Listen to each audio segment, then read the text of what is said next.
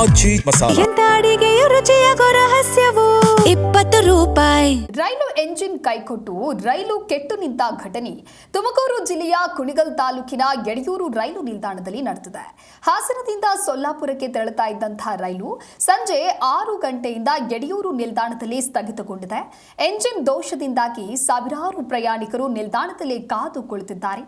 ದೋಷಪೂರಿತ engine ಮೇಲೆ not fit for passenger and goods ಎಂದು seal ಹಾಕಲಾಗಿದ್ರೂ ಕೂಡ ಅದೇ ಎಂಜಿನ್ ಅನ್ನ ಟ್ರ್ಯಾಕ್ಗೆ ಇಳಿಸಿ ರೈಲು ಸಂಚಾರಕ್ಕೆ ಬಳಸಲಾಗಿದೆ ಅನ್ನುವಂತಹ ಆರೋಪ ಕೇಳಿಬಂದಿದೆ.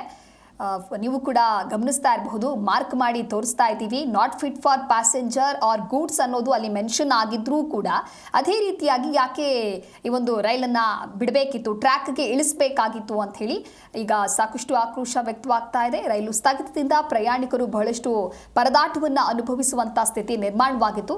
ರೈಲ್ವೆ ಇಲಾಖೆಯ ವಿರುದ್ಧವಾಗಿ ಈಗ ಆಕ್ರೋಶ ವ್ಯಕ್ತವಾಗಿದೆ.